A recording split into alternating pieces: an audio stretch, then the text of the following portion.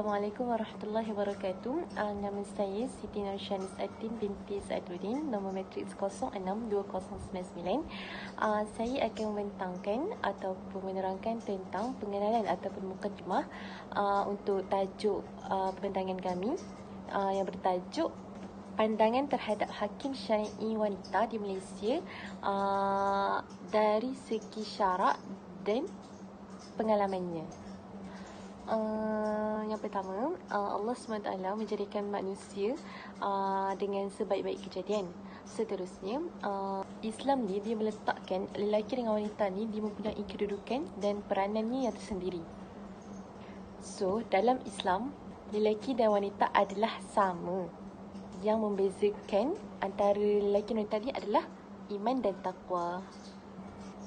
Sebagaimana firman Allah SWT yang saya akan bacakan, barang siapa yang mengerjakan amal soleh baik lelaki maupun wanita dalam keadaan beriman, maka kami akan berikan kepadanya kehidupan yang baik dan kami berikan balasan kepada mereka di akhirat dengan pahala yang lebih baik dari apa yang mereka kerjakan. Selain itu, lelaki dan wanita ni dia perlu memainkan peranan yang sangat penting bagi menjamin ekosistem sosial kehidupan agar terus terpelihara. Okey, kita ambil sebagai contoh, diwajibkan bagi suami untuk membayar nafkah isteri dan anak-anak. Sementara itu, isteri pula akan bertanggungjawab untuk menguruskan anak-anak dan keluarga. So, kalau macam tugas seperti tadi yang saya sebutkan tadi tidak diindahkan, maka akan berlakunya kepincangan sesama keluarga tersebut. Seterusnya, saya akan bentangkan tentang fungsi hakim dan kehakiman. Dalam bahasa Arab, hakim disebut sebagai al-qadi, bahawa makna orang yang jatuhkan hukuman seseorang atau seseorang yang membuat keputusan tentang sesuatu perkara. Selain itu, hakim juga membawa maksud kepada dua orang yang bertindak untuk menyelesaikan perbalahan ataupun perselisihan yang berlaku antara dua pihak atau lebih dalam masyarakat di mana hakim itu dilantik. Hukum yang dijatuhkan oleh hakim perlulah berdasarkan hukum syarak yang wajib diterima dan dilaksanakan dengan patuh. Kehakiman ialah institusi yang sangat penting dalam sesebuah masyarakat dan negara. Yang terakhir, sesungguhnya Islam sangat menuntut umatnya untuk menegakkan keadilan dan menghapuskan kezaliman. Hak dan kepentingan individu hendaklah dijaga dan dipertahankan supaya tidak boleh dicabut oleh mana-mana pihak. Nama saya Nur Habibah binti Abdullah, bernombor matrik 065165. Seterusnya, saya akan menerangkan berkenaan dengan sejarah kewujudan hakim syar'i wanita di Malaysia. Pada tahun 2010, telah dilantik 2 orang pegawai syariah untuk menjadi hakim di Mahkamah Rendah Syariah di wilayah Persekutuan Kuala Lumpur. Ini merupakan momen yang bersejarah bagi perundangan syariah di negara ini kerana buat pertama kalinya telah dilantik hakim syar'i dari kalangan wanita. Seterusnya, pada tahun 2016, negeri Selangor telah melakar sejarah mereka yang tersendiri apabila bertanggal 27 Jun 2016, mereka telah melantik 2 orang pegawai syariah wanita untuk menjadi hakim di Mahkamah Tinggi Syariah. Tindakan yang dilakukan oleh negeri Selangor ini disusuli oleh negeri Melaka pada tahun 2017 apabila mereka telah melantik hakim syar'i wanita. Kemudian, beberapa negara lain juga turut mengambil tindakan yang sama pada tahun-tahun yang berikutnya. Pada tahun 2017, Prof. Datuk Seri Zaliha Kamaruddin, iaitu seorang rektor di Universiti Islam Antarabangsa UIA, telah dilantik untuk menjadi salah seorang ahli panel hakim Mahkamah Rayuan Syariah Terengganu yang berkuat kuasa pada tanggal 17 Oktober 2017. Pelantikan beliau merupakan satu pencapaian yang sangat membanggakan. Sehingga pada tahun 2018, seramai 33 orang pegawai syar'i wanita yang telah dilantik dan diberi tauliah hakim di Mahkamah Syariah. Bilangan tersebut mewakili 30 orang hakim di Mahkamah Rendah Syariah, 2 orang hakim di Mahkamah Tinggi dan seorang hakim di Mahkamah Rayuan Syariah. Perkembangan yang berlaku selama tempoh 8 tahun ini telah memberi indikasi positif kepada perkembangan keadilan syariah di negara ini. Seterusnya, kita pergi pula kepada pandangan syarak berkenaan dengan hakim syar'i wanita.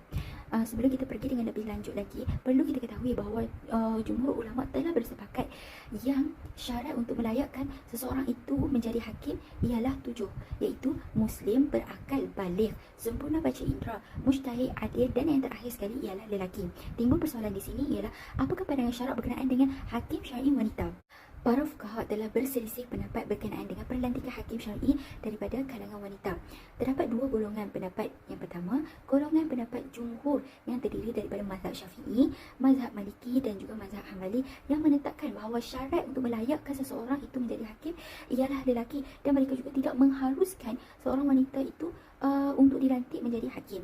Okey, pendapat yang kedua pula ialah mereka yang berpendapat bahawa wanita dibenarkan untuk dilantik sebagai hakim sama ada dalam perkara mutlak maupun bersyarat kepada kes-kes yang spesifik. Pendapat fuqaha yang pertama tadi ialah berdasarkan dalil daripada hadis Nabi yang diriwayatkan oleh Al-Bukhari yang berbunyi lan yaflah qauman walau amruhum imra'atan, yang bermaksud tidak akan berjaya sesuatu kaum yang melantik wanita untuk mengendalikan urusan mereka. Walau bagaimanapun terdapat fuqaha yang telah membenarkan pelantikan hakim syar'i daripada kalangan wanita. Dan seperti mana dalam kitab Al-Hadayah, Fathul Qadir dan Al-Ainayah menerangkan bahawa wanita boleh menjadi hakim di dalam kes-kes semua perkara kecuali kes-kes yang berkaitan dengan hudud dan qisas. Ibnu Hazmi, Ibnu Jarir dan juga ulama kontemporari iaitu Dr. Yusuf Al-Qardawi mengatakan wanita boleh menjadi hakim tanpa pengecualian dengan alasan yang wanita boleh mengeluarkan fakta. Ibnu Jarir pula menafsirkan hadis yang di atas menyatakan mengapa alasan ulama tidak membenarkan pelantikan wanita ialah kemampuan wanita pada waktu itu tidak seperti wanita pada era ini dari sudut kecakapan dan kemampuan ilmiah. Wanita pada hari ini telah mencapai kemampuan intelektual setaraf dengan golongan lelaki. Jadi tidak ada penghalang yang menghalang mereka untuk dilantik menjadi seorang hakim. Manakala Ibnu Hazmi pula berkata hadis Rasulullah tersebut yang di atas tersebut berkenaan dengan melantik wanita untuk menjadi khalifah, kerana terdapat bukti bahawa khalifah Sayyidina Umar pada ketika itu telah melantik seorang wanita untuk menjadi ketua pasar. Maksud di sini wanita juga boleh menjadi ketua tetapi bukan di dalam urusan untuk memimpin negara seperti khalifah. Itu sahaja daripada saya. Assalamualaikum warahmatullahi wabarakatuh. Nama saya Siti Hasmizah binti Hamzah. Nombor matrik saya 062230. Saya daripada program Diploma Sejarah dan Tamadun Islam. Hari ini saya akan membentangkan tentang kesan yang terjadi apabila hakim syari'i wanita dilantik menjadi seorang hakim di mahkamah syariah. Kesan yang dapat dilihat ialah apabila sistem ini diwujudkan, mereka telah berjaya mengubah stereotip yang selama ini jawatan hakim telah didominasikan oleh kaum Adam. Apabila kaum wanita mula dilantik menjadi hakim, terdapat sesetengah golongan yang membuat diskriminasi dengan melakukan perbandingan di antara hakim wanita dan hakim lelaki. Antara aspek yang dinilai ialah dari segi kemampuan mereka dalam mengendalikan sesuatu kes, kemahiran dalam menguasai perundangan termasuklah hukum syarak, dan menggunakan kebijaksanaan mereka dalam membuat keputusan ketika mengadili. Seterusnya ialah ekspektasi atau pencabaran yang perlu diatasi oleh hakim ini kerana pada hakikatnya jawatan ini disandang oleh kaum lelaki. Disebabkan ini, terdapat setengah golongan wanita yang berpendapat bahawa jika kaum wanita yang mendapat jawatan tersebut, mereka akan dapat diadili dengan betul. Hal ini merupakan perkara yang sangat tidak sahih kerana pengendalian kes dibuat berdasarkan sentimen untuk mendapatkan keadilan yang sewajar-wajarnya.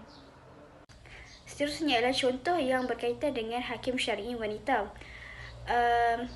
Antara peranan ataupun tugas yang perlu digalas oleh hakim syar'i wanita ialah kes yang selain daripada kes qisas dan hudud, seperti qisas dan hudud, mereka perlulah menyelesaikan kes seperti kes yang berkaitan dengan perkara jinayah ataupun perkara mal. Apakah contoh yang berkaitan dengan perkara jinayah ataupun perkara mal ini? Perkara jinayah merupakan kes-kes yang berkaitan dengan contoh kes yang berkaitan dengan perkara jinayah ialah kes pertubuhan luar nikah ataupun disebut juga sebagai kes zina. Kes zina ini jika yang terlibat mahupun lelaki ataupun perempuan akan disabitkan kesalahan akan didenda sebanyak RM4,000 Malaysia. Dan jika tidak dapat membayar sejumlah wang tersebut akan dikenakan hukuman penjara sebanyak 90 hari ataupun selama 3 bulan. Dan jika tidak dapat melaksanakan hukuman tersebut akan dikenakan sebatan sebanyak 6 kali. Seterusnya ialah perkara mal.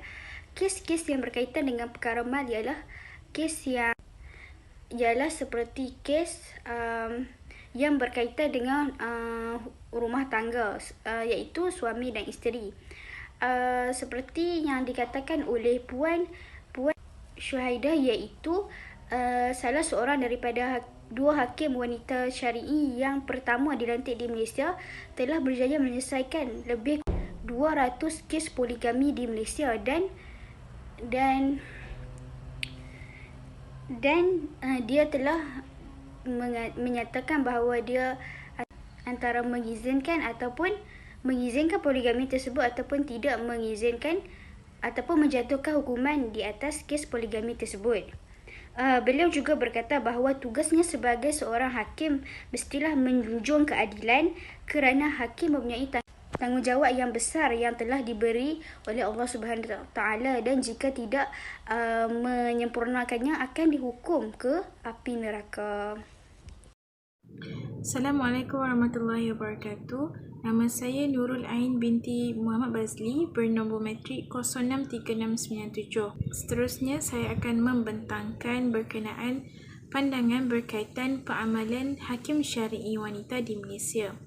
Yang pertama, pandangan berdasarkan Mahkamah Syariah. Mahkamah Syariah mempunyai dua pendapat, iaitu yang pertama, pengamalan hakim syar'i wanita di Malaysia adalah tidak boleh. Perkara ini berdasarkan Rasulullah SAW yang mengatakan bahawa wanita mempunyai ketidaksempurnaan akal. Oleh itu, kesaksian kaum lelaki adalah lebih tepat berbanding kaum wanita. Pendapat yang kedua pula, bagi peramalan hakim syar'i wanita di Malaysia adalah boleh.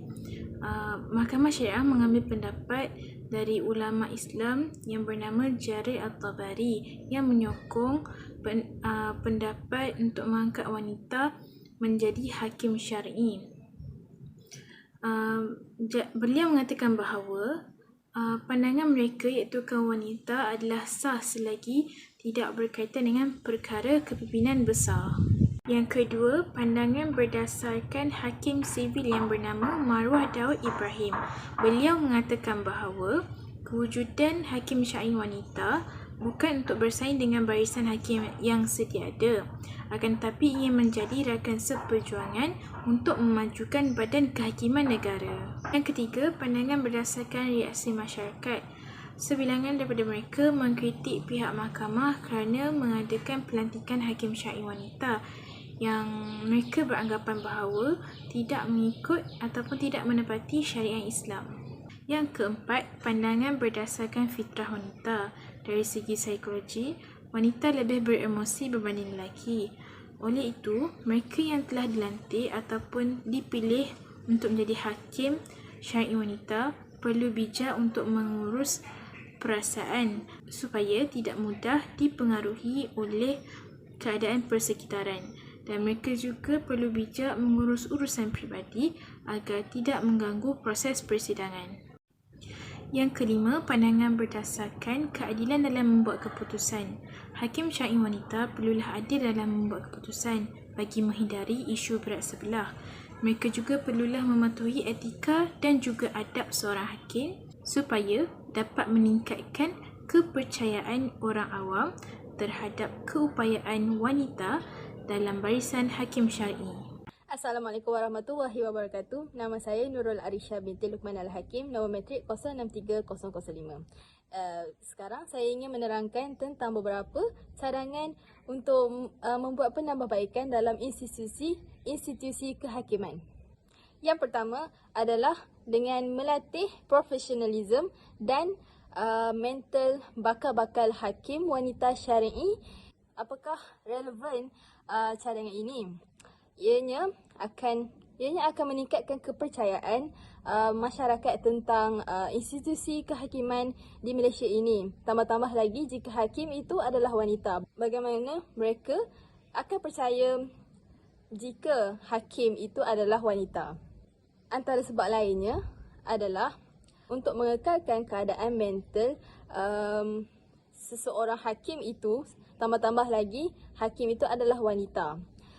Bagaimana ini akan membantu mereka untuk lebih beretika di dalam pekerjaan mereka. Ialah kita tahu mental wanita dan lelaki adalah berbeza. Tambah-tambah lagi hakim seorang yang perlu menjaga etika mereka ketika di dalam dan di luar mahkamah. Cadangan lainnya adalah masyarakat perlu mengiktiraf kebijaksanaan wanita untuk menguruskan kes di dalam mahkamah, untuk memberi kepercayaan kepada kewibawaan hakim wanita mahkamah syar'i untuk menguruskan kes-kes tertentu. Hal ini adalah kerana ia akan membantu kaum wanita untuk lebih berani untuk memohon jawatan hakim di dalam institusi kehakiman. Isu yang dibincangkan ini dapat kita tahu bahawa syarat untuk menjadi hakim dahulunya adalah hanyalah lelaki, tetapi dia mengikut ada beberapa pendapat yang berbeza tentang hal ini. Antaranya kerana wanita tidak kompeten untuk menguruskan satu tugas yang berat, iaitu hakim. Namun wanita pada zaman ini adalah berbeza. Wanita pada zaman ini banyak perkara yang mereka boleh lakukan. Kebolehan mereka kadang-kadang menandingi seorang lelaki. Oleh itu, pelantikan wanita ke dalam mahkamah syariah tidak harus dipersoal kewibawaan mereka, kerana wanita dan lelaki boleh sama-sama membangun dan memajukan lagi institusi kehakiman di Malaysia. Sekian, terima kasih.